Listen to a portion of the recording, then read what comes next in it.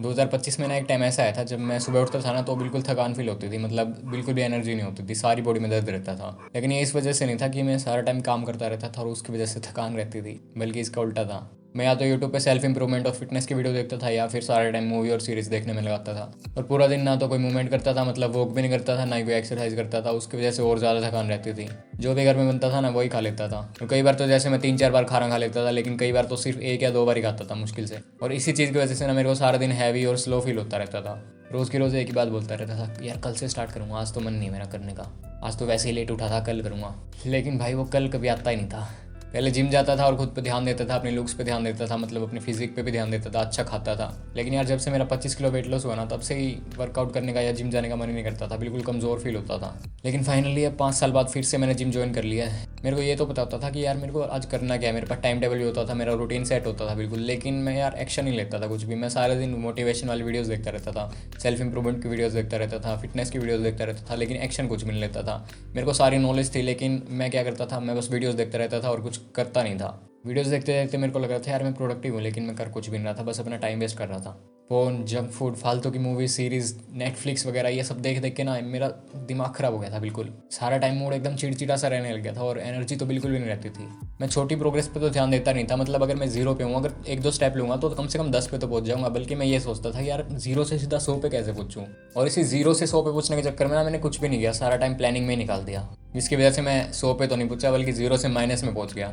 मैं सारा टाइम ना रिसर्च और प्लानिंग में निकाल देता था, मतलब मैं खुद को बस दिलासा दे रहा था कि यार मैं तो प्रोडक्टिव हूँ। सुबह बैठता था 9 बजे से ही, उसके बाद रात को उठता था 9-10 बजे के बाद। मेरे को तो लग रहा था कि मैं प्रोडक्टिव हूँ, लेकिन असल में मैं प्रोडक्टिव नहीं था, बल्कि बिजी था। और बिजी रहने में और प्रोडक्टिव होने में बहुत फ़र्क होता है। सारा टाइम रिसर्च और प्लानिंग करने से ना तुम्हें लगता है कि तुम प्रोडक्टिव हो, लेकिन तुम प्रोडक्टिव नहीं हो, बल्कि तुम बिजी हो। और तुम्हें लगता है कि तुम प्रोडक्टिव हो, पर भाई मैं तो सुबह 9 बजे काम करना शुरू करता हूँ और रात के 10 बजे तक करता रहता हूँ, ना बीच में कहीं जाता। तो इसका मतलब ये थोड़ी है कि मैं प्रोडक्टिव नहीं हूँ। प्रोडक्टिव होने का मतलब ये है भाई कि तुम एक्शन ले रहे हो। सुबह से रात तक ना सारा दिन ऐसे ही चला जाता था रिसर्च और प्लानिंग करने में। फिर जब सोने का टाइम आता था ना तो रात को ओवर थिंकिंग करने लग जाता था, यार आज भी पूरा दिन वेस्ट चला गया, अब कल से रूटीन फॉलो करूँगा। लेकिन कल फिर से वही रूटीन दोबारा शुरू करता था और सारा टाइम ऐसे रिसर्च प्लानिंग में निकल जाता था। और धीरे धीरे ये चीज़ एक साइकिल बन गई।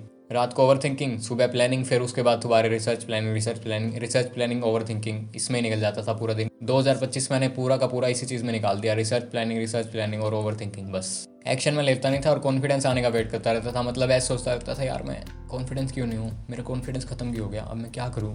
मैं तो किसी से बात भी नहीं कर सकता, मेरी तो फटने लग जाती है भाई किसी से बात करने से पहले, अब क्या करूँ।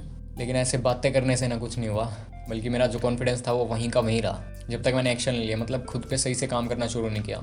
एक टाइम ऐसा आया था जब मैं अपनी बॉडी को ना एकदम मशीन की तरह यूज़ कर रहा था, मतलब सुबह 8-9 बजे बैठता था काम करने के लिए और रात के 12-1 बजे तक बैठा रहता था। बीच में खाना वगैरह खाने के लिए उठ जाता था 1-2 बार, बस बाकी सारा दिन चेयर पे निकलता था मेरा।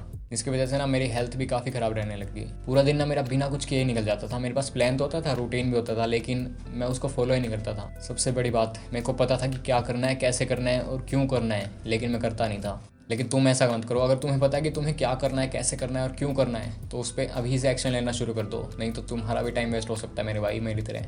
बस इतना ही, अपना ध्यान रखो, मिलते हैं नेक्स्ट वीडियो में।